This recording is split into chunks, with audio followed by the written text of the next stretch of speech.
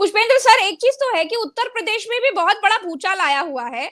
ऐसे आसार दिख रहे हैं कि कुछ बहुत बड़ा होने जा रहा है खेला।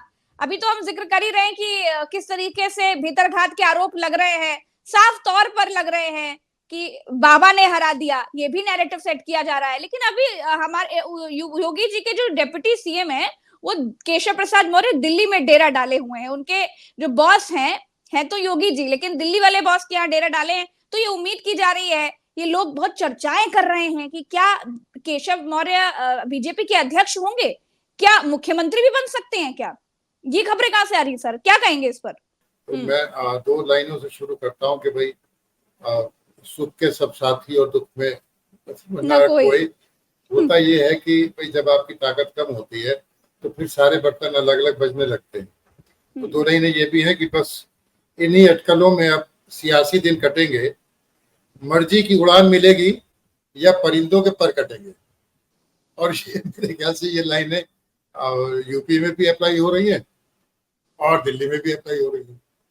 तो सब अपनी अपनी ढपली अपना अपना राग लेके चल रहे हैं और जिसका जहां दाम लग रहा है वो कर रहा है। सिर्फ एक बात मुझे चौंकाती है, जिसका मैं जवाब बल्कि मलिक साहब से ही चाहूंगा बाद में, बात खत्म होने के बाद, के बावजूद सारी बातों के चुनाव में जो होना था, जैसा होना था वो हुआ। और योगी जी उसके बाद जो बुके लेकर अमित शाह के यहाँ, राजनाथ के यहाँ जाते रहे, वो मतलब उनके स्वभाव के विपरीत मुझे लगा। और क्योंकि मलिक साहब दिल्ली के सर्कल में ज्यादा टच रखते हैं, तो वो उस बॉडी लैंग्वेज से और उसका क्या अर्थ लगाते हैं मैं मलिक साहब से ही जानना चाहूंगा। लेकिन जहां तक केशव मौर्य की बात है, तो देखिए चुनाव हारने के बाद भी उनको डिप्टी सीएम बनाया जाना, कहा दिल्ली के इशारे के अलावा तो कुछ होता नहीं। पक्की बात है कि दिल्ली का ही इशारा था, सारी चीजें चल रही थी। बार बार दिल्ली में समय समय पे उनका योगी जी से भी ज्यादा दिल्ली आना, और कुछ बातें ऐसी जिनको स्पष्ट तौर पे ये माना जाता था कि भाई दिल्ली के निर्देश पे ऐसा किया जा रहा है। और ये भी अलग है कि यहाँ पे एक ट्रायंगल बना हुआ था, ब्रजेश पाठक, योगी जी और केशव मौर्य का। आप देखिए तो तीनों की लाइनें कुछ समारोह में इकट्ठे दिखाई जरूर देते थे, पर वो जो कैमरा है वो सब पकड़ लेता है ना, कैमरे से तो कुछ भी नहीं छुपता।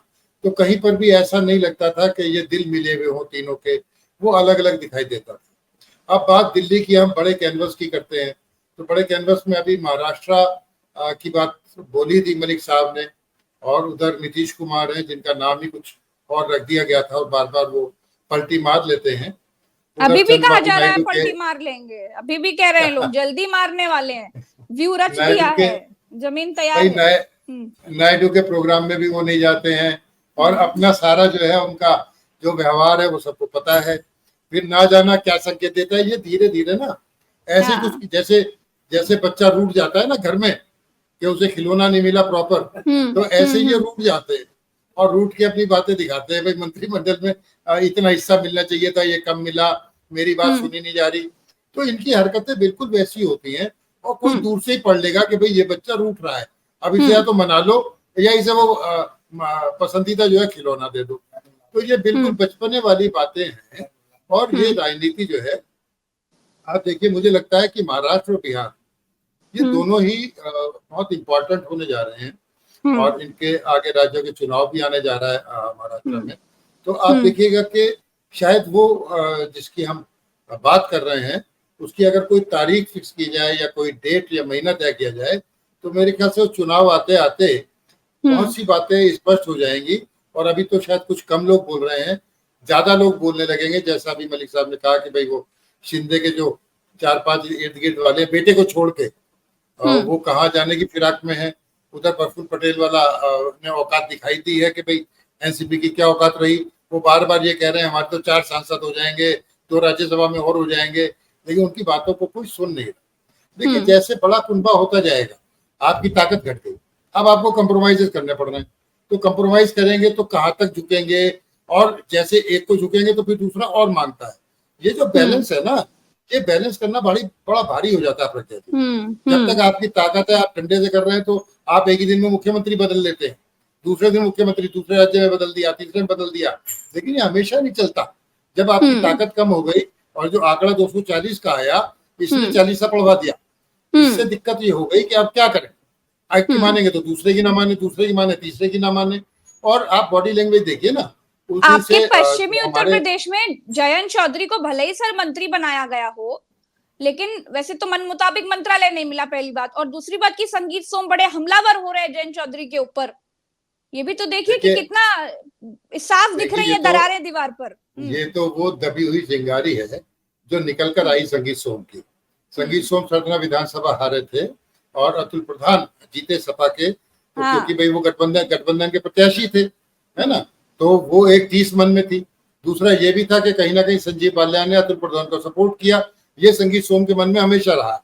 उधर दूसरे जो योगी जी के करीबी थे सुरेश राणा, वो भी चुनाव हार गए थे। तो ये सारी बातें जो लावा है ना अंदर का, वो फूट रहा है, वो फूट फूट कर निकल रहा है और अभी और निकलेगा, आप देखिएगा।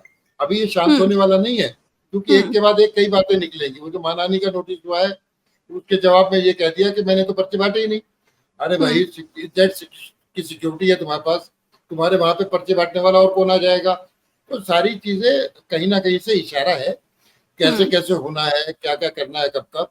और ये सारी पटकथाएं लिखी जा चुकी हैं। इसका एक एक पन्ना धीरे धीरे खुलेगा। तो ये कहा जा सकता है कि एनडीए की सरकार ज्यादा दिन की मेहमान नहीं है।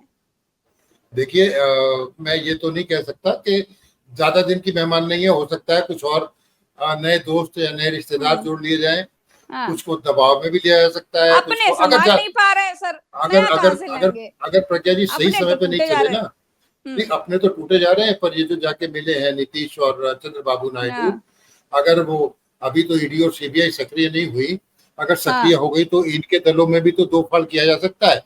जैसे एनसीपी टूटी है, जैसे शिवसेना टूटी है। ये मैं मतलब एक थ्योरी दे रहा हूँ, एक दूसरा एस्पेक्ट दे रहा हूँ, दूसरा पहलू है ये। तभी तो स्पीकर मांग रहे नीतीश कुमार, तभी तो स्पीकर मांग रहे हैं। ये अच्छा, आप देखिए ना उस दोस्ती में पहले दिन से शक है आपस में एक दूसरे को लेके। तो अगर आप मोटे तौर पे देखेंगे तो यही लगेगा कि उसकी उम्र लंबी नहीं है, लेकिन इस दोस्ती में अगर वो दगा कर जाए और भाई उनमें से कुछ लोगों को तोड़ लें और 240 का आंकड़ा धीरे धीरे बढ़ा लें, कुछ निर्दलियों को ले लें, तो जीवित रहते हैं। अदरवाइज अगर यही दोस्त रहते हैं और ईमानदारी से चलते हैं तो मुझे तो नहीं लगता कि। लेकिन सर दूध का जला छाछ फूक फूक कर पीता है, तमाम सहयोगी दल दूध के जले हैं।